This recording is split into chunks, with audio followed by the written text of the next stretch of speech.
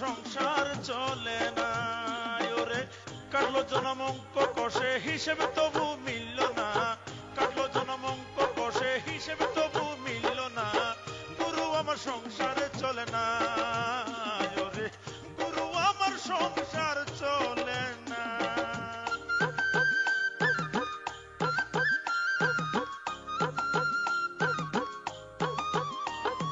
জামা দে না গায়ে ছিড়ে যাওয়ার ভয় জুতো জোড়াও দে না পায়ে হয়ে যাবে ক্ষয় ছাতাখানা যদি মেলে ধরতাম রোদ বৃষ্টি হলে দুদিনেও টিকতো না তো কেউ তো বুঝে না গুরু আমার সংসার চলে না গুরু গুরু আমার সংসার চলে না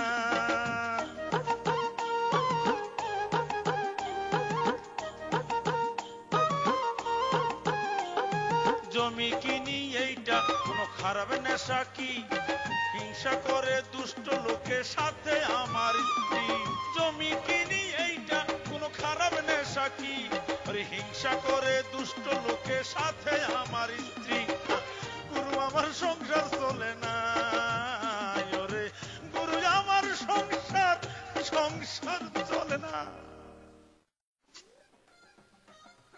করছেন কি মামা বুদ্ধি বোঝার কাম হারা আমরা টেডি খাওয়া খান না তোমার হইবে না ওরা ওকে আজ চল দেবে কি কলু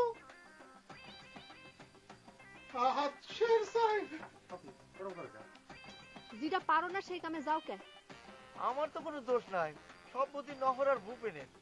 আপনি খুব এবারে শাস্ত্রের কথা শোনাচ্ছেন আমার আব্বার বেলা খালি শাস্ত্রের কথা তাই না আপনার বেলা শাস্ত্রের কনে থাকে আচ্ছা জব্বার চাচার গরুর পোকা খসানোর জন্য 3 জন কিপ্টের নাম ঝুলানো হয়েছিল অথচ আপনি যখন আমার নামটা গোপন করে দিচ্ছেন তখন আপনার শাস্ত্র কনে ছিল তুগারে তো জুতের বাড়ির উপর দিয়ে মাফ হয়ে গেছে কিন্তু আমার তো বধ করবে চাইছে তুগারে উপকার করবে যে আমি কি বিপদের মধ্যে পড়লাম এখন চিন্তা করে দেখ একজন মানুষ যদি আজশের চাইলের ভাত খায় এক করতে তাহলে আমার ফকির হতে কত তো লাগবে রে বাপ হায় আল্লাহ ওকে আজশের চাইলের ভাত খায় কি ডালেন মামনি তেল ঢালতেছি কি দেই হিটলারি বুদ্ধি কার মামানি আমনের আমি হিটলারি বুদ্ধি কোন থেকে পাবো হিটলারের মাথায় হিটলারি বুদ্ধি থাকে সেটা মামার তাছাড়া কিরা আমি নাকি তেল খরচ করে তোর মামার পথের ফকির বানাই দিচ্ছিলাম অল্প তলে ছেঁচড়া পোড়া তরকারি আমি খাইতে পারবো না লাগলে তেল আমি কিনে দেবো সর্বনাশী কাম করছিস এরকম তেলের শিশু মুরগের করার ভিতরে ঢাল দিতে কেন মাটিতে ডাল ছাড়া তাকে খাবো না ধরে আমার আব্বাকে মারার জন্য প্ল্যান করে এই বাড়িতে আইছে তাই না আমার আব্বা যদি দেখে দিয়ে এবার যদি তেল ঢাল দিত আব্বাকে আমি বাঁচাবে পারবো রে আর আম্মা তুমি কোনো কথা করছো না কেন তোমার কি বৃদ্ধ হওয়ার কোনো ভয় নাই না মামায় বাঁচবে না মারবে হাত কইতে পারবো না তুই যেরকম টাই দেওয়া শুরু করছো যেরকম জাগর তুই শুরু করছো তুই তো খারাপ টাস করে মরে দিবি এই ছাড়া চুপ থাক কোনো কথা কবি না তুই কিসের জন্য তেলের শিশি করার ভিতরে উল্টে করে ঢালি দিল রে হ্যাঁ আমাদের সাথে তোর কিসের শত্রুতা এত আবার তো শুনলাম তুই নাকি আজকের চালের ভাতের জন্য অর্ডার দিস কারে এটা কি রামরাজ্যের তো হয়ে গেছে না হরি লুট শুরু হয়ে গেছে বাড়িতে আস্তে খুব আস্তে ওই তেল দিয়ে কিন্তু তোর বুনা করি এলাম এবার এটা আমার মামু বাড়ি না তুই জানো না জম জামাই আর বাইক নাই 3 দেখলে দৌড়ের উপর থাকা লাগে হ্যাঁ আমার যা ইচ্ছা আমি এই করবো না তুই মাঝখানে মাতবাড়ি করতে হোক মামার বাড়ি হয়েছে দেখে সবকিছুর মালিক হয়ে গেছে তাই না রে এই তুই কি ভুলে গেছু যে এটা আমার বাপের বাড়ি এই বাপের বাড়ির দাবি বেশি নাকি মামার বাড়ির দাবি বেশি রে তো তুই তোর বেশি দাবি লয়ে থাক মোর কম দাবির মধ্যে তুই বাধা থাম দিতে হোক হ্যাঁ যেটা বোঝার সেটা মামায় বুঝবে আর আমি বুঝবো জি না অত সস্তা না মামা বুঝবি কি রে তার আগে মামার ছাওয়ালের সাথে বুঝাপড়া করে নে এই ছাড়া তুই কি মনে করিস রে হ্যাঁ তুই অর্ডার দিলি পরে আজকের চালের ভাত তোর সামনে এসে হাজির হবি তাই না পরের বাড়ির ভাত পায়া ওকে আজকের মারাই যায় নিজের বাড়ি হলি তো 100 টাকা মারতি নে তুই তো আসলে জানার হয়ে গেছে রে হইছে কি তো জানো আরে এই উল্টো পাল্টা কথা কবি না কতদিন পর সওয়ালটা তার মামার বাড়ি বেড়া বাড়াইছে আর তার সাথে এরকম করে ব্যবহার করতেছো হ্যাঁ তুমি তো তাকে সাপোর্ট করবেই কারণ তুমিও তো চাও যে আমার আব্বার সমস্ত কিছু ধ্বংস হয়ে যাক এই যে তেলের চিজি যে পরিমাণ তেল সরবরাহ করে চাও আব্বার কাছে নিয়ে আমি এই তেলের চিজি এখন দেখাবো তারপর ঠেলা বুঝবে যা যাই বোতলের মুখ জ্বালাই করতে ক মামি তেল যা দেওয়ার দিছি আপনি নিশ্চিন্তে রান্ধেন আব্বা এই দেখেন আপনার ভাগ্নে কি সর্বনাশ করেছে আপনার তেলের ডিপু ধ্বংস করে বেলাইছে। আম্মাও এই ষড়যন্ত্রের সাথে যুক্ত আছে। আমার মনে হয় যে আম্মাই গুল্লা খবর দিয়ে নিয়ে আইছে। দেখেন আব্বা,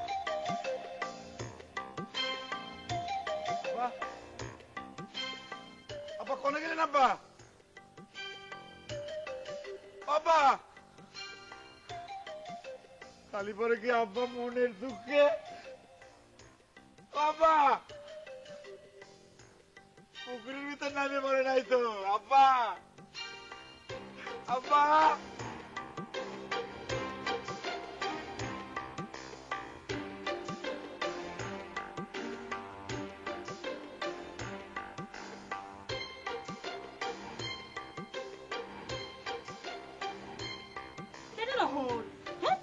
এসব কি শুনেছি? এ রাম, নিজের বাপের সাথে এইরকম সিটারি কেউ করে কেরে? কলিযুগ হলে কি এরকমই হওয়া লাগে? তুই চুপ করে থাকতো।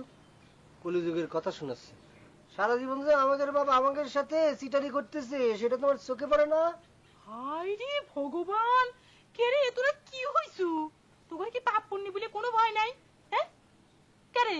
এই চাংরা, এই নিজের বাপের নামে কেউ এইসব কথা কয়? এখন বুঝেছি আমার ঘরে ভূপেনের কিসের জন্য অধঃপতন হয়েছে। তো ঘরের সাথে, তো ঘরে ভাই সকলের সাথে মিশে মিশে আমার ভূপেনটা উচ্ছন্নে গেছে। তুই চুপ করে থাকতো। চুপ করে পারিস নি। কাকে শুরু করছে? কাকা আছে নাকি? ডাকি দে একটু। কে কাকা দিয়ে তো ঘরে কি? বাবার জীবনটা তো তোরা সকলা মিলে তেতা তিক্ত করে দিছু। যেমন করিস ওই যে নজর আলী কাকার জীবনটা, তার জীবনের তো শান্তি হারাম করে ফেলাইছু। তেমন হয়েছে আমার ঘরে ভূপেন। এই তোরা তো গিন্নি বনা করতে কে কইছিল? কাকা আছে কিনা বাড়িতে সেটা কথা থাকলে ডাকি দে যা। কে রে বাবার সাথে তোর কি দরকার? এক ভাই তো ক্ষণে ক্ষণে এসে ভূপেনের গোষ্ঠী উদ্ধার করছে। তোরা নাকি সব ধোয়া তুলসী পাতা, আর যত দোষ সব নাকি আমার ঘরে ভূপেনের। আবার তুই আইছু কি করতে? ওই বর চোরের কথা বাদ দে তো। এটা একটা পাকা সুর সুর। হয়তো ঠিকই বুঝেছু। দেখে চোর কইস না, ও ডাকাত। তুই চোর করা যাবি নেড়ে নহর। সেদিন দিনে দুপুরে আমার বাড়িতে আইছে, বউ গাছ থেকে একখান আম ধুপুত করে পড়ছে। খপ্পর তুলে নিয়ে কয় কি কি আম বলে উইয়ার কেমন বেতালি কথা। কাকারে আমি খুঁজতে আসছি। কে ঘরে ঢুকতেছি। এই বাবার ঘরে ঠাকুরের আসুন না, তুই ঠাকুর ঘরে ঢুকে যাবো? কে মানুষ ঘরে ঢুকলে কি ঠাকুর অশুদ্ধ হয়ে যায়? থাক হইছে, ঠাকুর দেবতা নিয়ে আর কথা কথা তোমার করা লাগবি না। মনের মধ্যে তো কোনো শুদ্ধ চিন্তা নাই, সারাক্ষণ পাপের চিন্তা করে বেড়াচ্ছ, আর এখন এসে ঠাকুর দেবতা নিয়ে কথা করছাও। তুমি বাইরে থাকো, আমি বাবা ডাকি দিচ্ছি। কেমন আসপদা তোমরা! আমরা যে কোনো কাপড়ে ঠাকুর ঘরে উঠি না, তুমি কি এরকম করে ঠাকুর ঘরে ঢুকে যাচ্ছ? এ রাম, আমাদের উঠবি না, তারা থাকো ঘরে। আরে মাথা ঘুরতেছে। আপনারা দেখছেন মেরিল স্প্ল্যাশ নিবেদিত ধারাবাহিক নাটক হাড় কিপ্টে।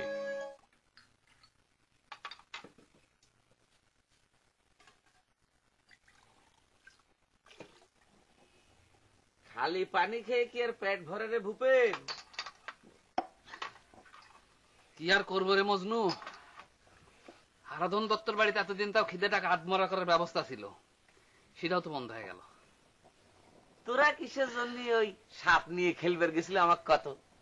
আরে নজর আলী চাচার সাথে চালাকি করে পারে এমন কেউ এই জগতে জন্মিছে নাকি? হ্যাঁ দূর, এলা নহর আর এই ফজর এইরকম একটা বলদের মতো কাম করবি কিটা জানতো ক? না জানার কি আছে? তুই ছোট কাল থেকে হিসাব মিলাইয়া দেখে নহর আর ফজরের দিয়ে জীবনে কোনো কিছু হয়েছে? তুই তো ওয়েগারে সাথে নিয়ে পেট ভরে ভাতও খাইবার পারবো না, বদহজম হয়ে যাবে।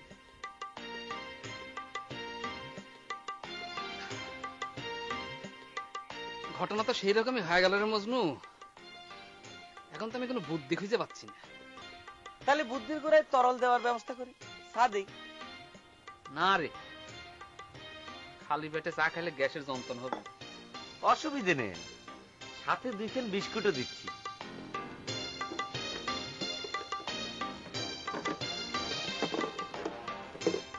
নে খা।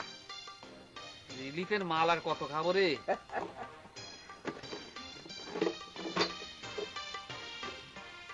তুই যা করছু তা সবই কি সত্য রে নহর? আপনার বাড়ির উপর হাইটে এসে মিথ্যা কথা কয়ে লাভ কি কাকা? আর আপনি তো আমার বাপ সমতুল্য। না, তুগরে কনে যে লাভ তা তো বুঝাই মুশকিল। তোরা বাপের সাথে চিটারি করিস, আমি তো কোন স্যার? তাহলে বলে এতক্ষণে এত কথা কয়ে লাভ কি কাকা? আপনি তো আমার কথা বিশ্বাসই করবেন স্যার। আমরা যে এত করে করছি, আমরা কোনো চিটিরি বাটপারি করিনি, যা করার করেছি ওই বহরই।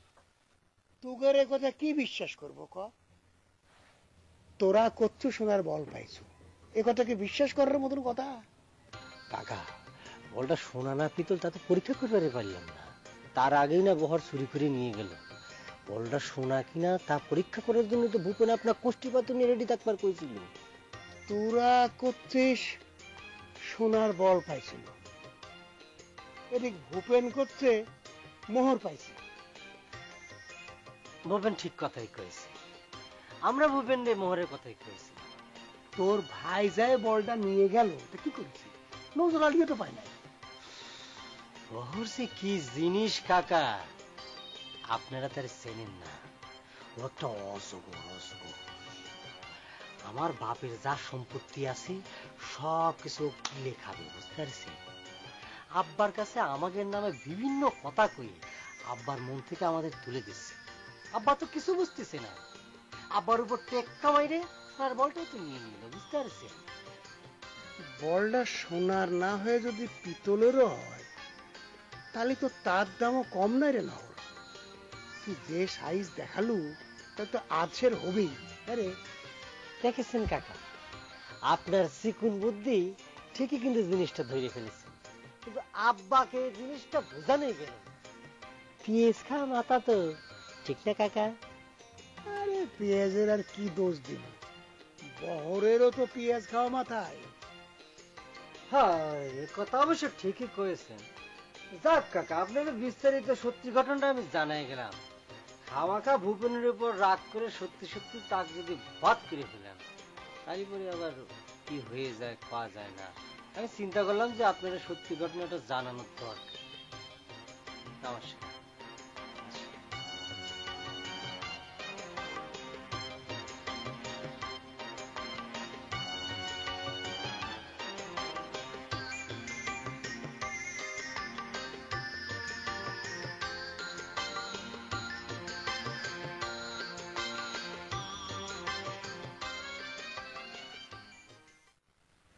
এই মুকুল, এই তোমরা সকলে মিলে ভূপেনকে একটা ব্যবস্থা করে দাও তোর ভাই। স্যাংরা তো মহা বিপদের মধ্যে পড়ে গেল। আমরা যে ব্যবস্থা করবো না সেটা তো আর ভূপেন দা মানবার পারবে না। আমাকে কথা কয়ে কি লাভ? বুদ্ধিটা তো মেলা আগেই দিছিলাম। আমার বাপ হারাধন দত্তর কাছে কোনো বুদ্ধি যে কুলে না, সেটা কিন্তু ভালো করেই জানিস। কি কও? কথায় আছে শক্তের ভক্ত নরমের জম। তুমি একটু শক্ত হও ভূপেন দা, দেখবা সব সাইজ হয়ে গেছে।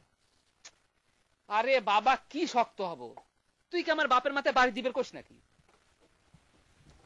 বাপের মাথায় তো বাড়ি দিবি মুখ কুড়া। শোনো, এই কলে একটু কাম করা লাগবে, যদি পারো তাহলে তোমার একখান বুদ্ধি দিবার পারি। ঠিক আছে, ক দেখি তোর কল চালাবের পারি নাকি, একটু চেষ্টা করে দেখি। সব চাইয়া ভালো হয় চলে মালয়েশিয়া চলে যাই। এ মজনু ভাই, তুই কি মালয়েশিয়া যাচ্ছ? না রে, চেষ্টায় আছি। বাদ দে, আগে ভূপেন এক বুদ্ধি দে। শোনে ভূপেন দা, তুমি যে এই বালুচরে খোকা দত্তের বেটা শিবানীরে দেখার জন্য আসবার কইছো, তারা যেন আসে সেই ব্যবস্থাটা আগে করা লাগবে। এটা হচ্ছে তোমার প্রথম কাম। আর মনে করো দ্বিতীয় কাম হচ্ছে তোমার হাতে নগদ কিছু টাকা থাকা লাগবে। টাকা থাকলে কোমরে বল পাওয়া যায়। টাকা পাবো কোনে? আমার বাপ টাকা রাখে কোনে? এত বছরে সেইটাই উদ্ধার করে পারিনি টাকা। বাপের টাকার খোঁজ নেওয়ার কোনো কাম নাই। শোনেক ভূপেন্দা, তোদের বাগানের কয়েকটা মেহগনি গাছ বিক্রি করে দেয়। কেবা করে? হা, খরিদ্দার আমি জোগাড় করে দিবানি।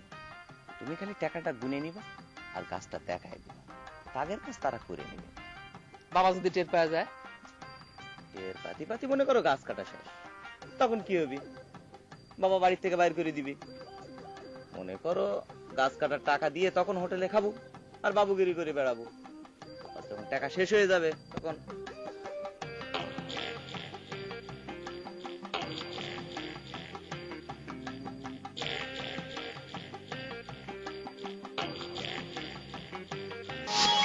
নাটক হাড় কিপটে।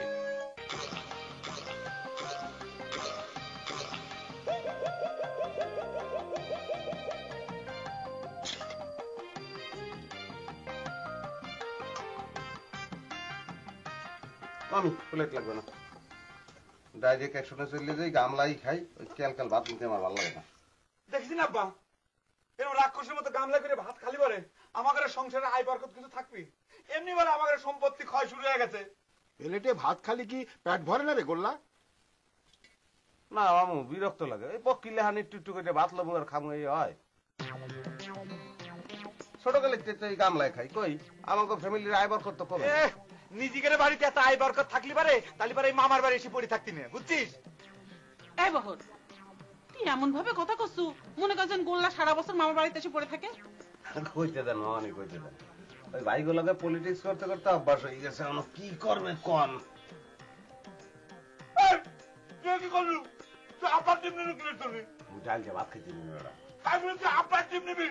মামুর ডিম কি বেড়া, মুখরা ডিম। আর মামু কি হারা জীবন খালি ডিম খাইবে? হে তো হারা জীবন খাইছে। ডিম খামু আন বেটা মোরা, মোরা হচ্ছে জুয়ান, মুখ এখন ডিম খাওয়ার বয়স। কি কর মামু? দেখ বললা, বেশি বাড়াবাড়ি করবি না কিন্তু কয়ে দিলাম। আপার টিম ফেরত দে। তুই তো মজা দাও, হ্যাঁ? মামুর ডিম খাইতে আছে ভাই, হিসাব হবে হাগো মধ্যে। তুই ডাইলের মাল ডাইল যে ভাত খাইতে দরদ দেখাও বেটা।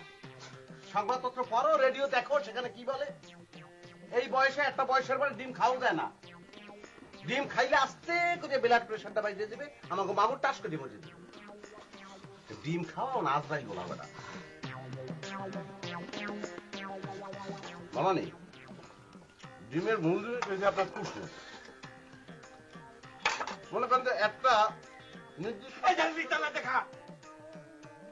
হ্যাঁ, ওই মনে করেন যে বয়স 30 যদি বাড়াই যায়, ডিমের কুসুম তার জন্য হারাম।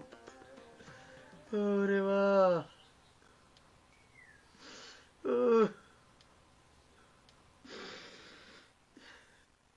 তোর জন্য আজকে এত বড় একটা শাস্তি ভোগ করা লাগছে। মনে হইতেছে খিদে হাত ফেল হয়ে যাবি রে। তোকে আমি এত করে নিষেধ করলাম, আপনার সাথে চালাই করবেন যাস রে। এমন ভাব করতেছি বড় ভাই, মনে হচ্ছে জীবনে বুঝি প্রথম তোর ভাত বন্ধ হয়েছে। মাসের মধ্যে 36 দিন পেটের মধ্যে কার্ফু লাগিয়ে থাকে, আবার সেটাতে একবারের জন্য হয়, এবার যে অনন্তকালের জন্য হয়েছে রে। আহা বড় ভাই, অস্থির হইসনি, চুপ করে বসে থাক, চিন্তা ভাবনা করবার দে। তোর কোনো চিন্তার মধ্যে আমি নাই, টাকার ভাগ দে। কোন টাকার ভাগ? কে আমার কাছে 200 টাকা নিছো না?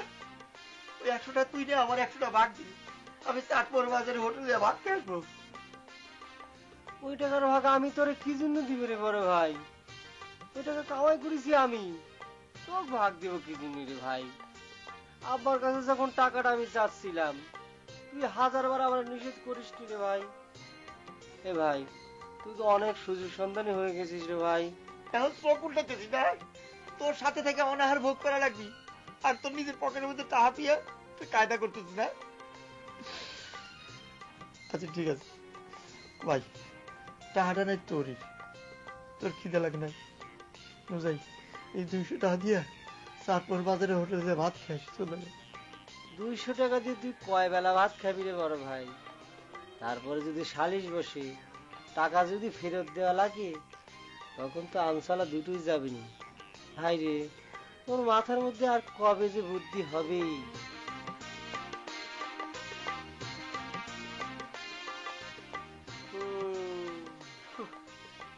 গুল্লার উপরে বড়টা করে আনিলাম, তুই ঠিকই খাইতেছে। একটা বার আমাকে কথা মনে পড়তেছে। তাই দেখতেছি, এক কাম কর, বালিশটা পেটের মধ্যে জাতা দিয়ে রাখ।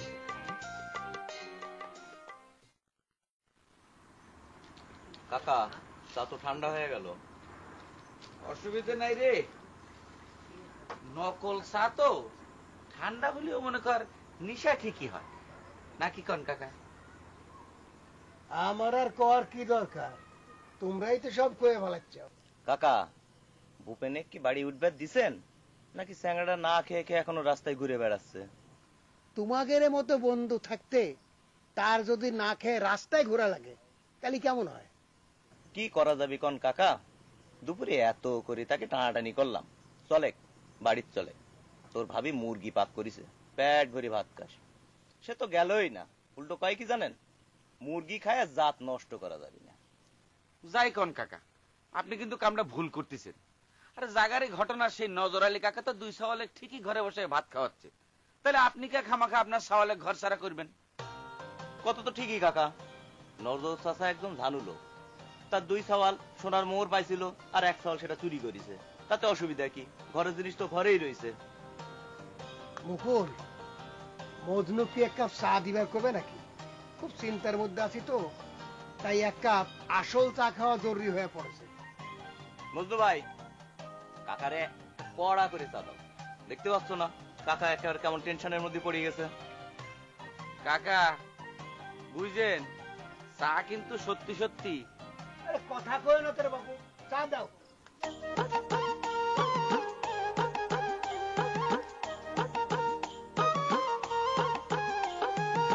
গুরু আমার সংসার চলে না, গুরু আমার সংসার চলে না।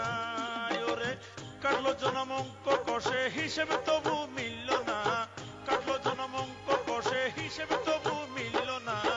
গুরু আমার সংসারে